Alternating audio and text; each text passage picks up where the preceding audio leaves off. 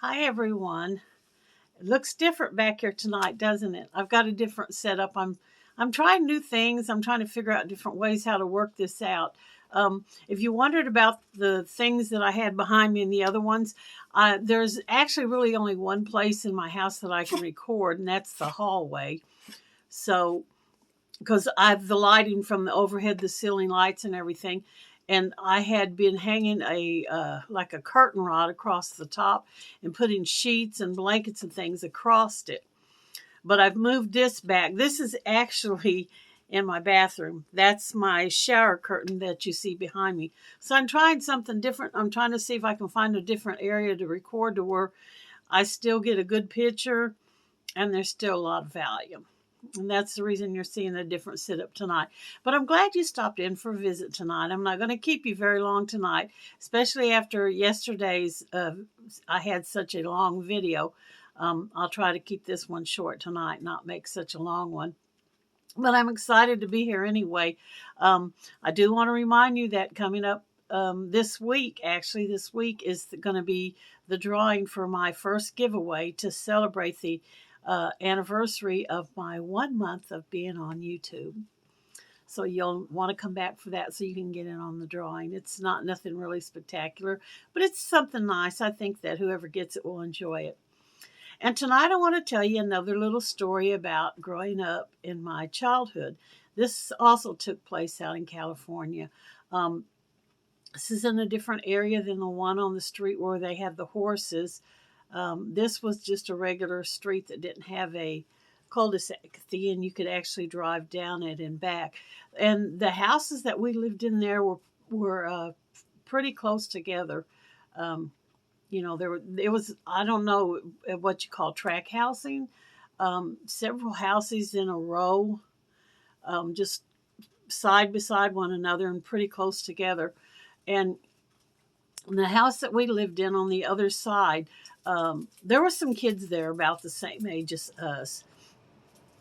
And there was a couple of younger boys that were around the same age as me and my sisters and stuff that we had made friends with in school. We used to walk to the bus stop together and everything, catch the bus. And we got to talking to them. And the way that the houses were set up, our side of house on that was facing their bedroom window on that side was actually our kitchen and downside of our living room. I think that's the way it was. But their bedroom window actually faced that side. So at night when it was dark out, we could tell when they were in their bedroom because the lights would be on in their room shining through the curtains.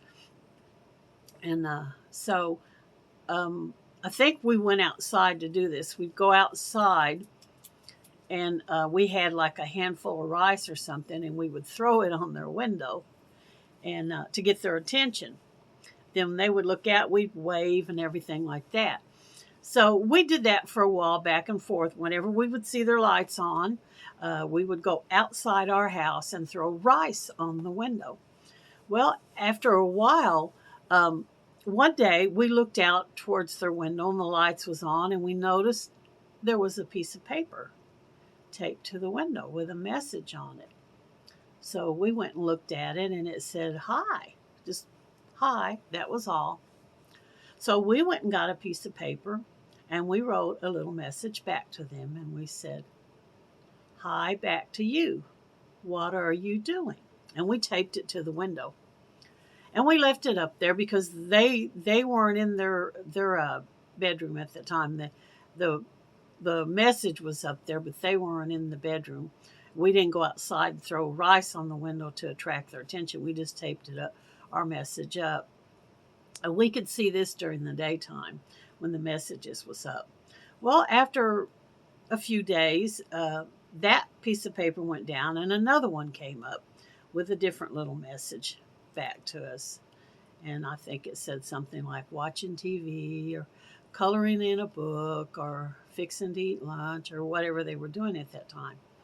So we took ours down and we wrote another message back and we taped it to the window. Well, this continued like this for a while. That's how we communicated with them. I guess we didn't think enough we weren't smart enough to think about asking for a telephone number. We just would write little notes on a piece of paper and tape it up to the window.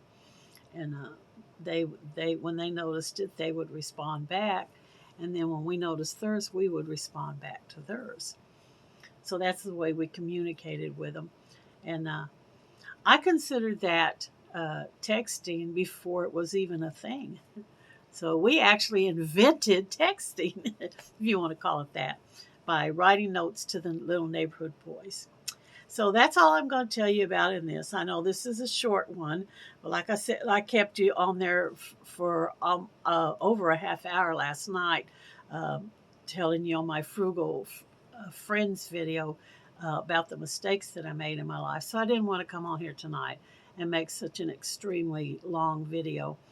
I did want to come on here and remind the ones that are interested in getting into the drawing to be sure and come back on the 23rd so that they can find out the information that they need to enter the drawing and get in on that. And I'm excited that it's December, and in 2 more weeks, a little over a week, this whole year will be over with.